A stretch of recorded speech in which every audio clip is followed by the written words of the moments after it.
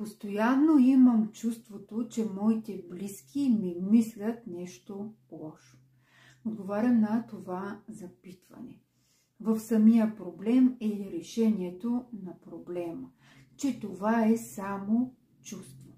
А това чувство идва от вярванията на човек за самия себе си. Когато той вярва, че е малък, нищожен, недостоен, че не заслужава щастие, че хората не го ценят и не го уважават, то тогава ще има тези съмнения и ще намира доказателства и потвърждения на своите вярвания.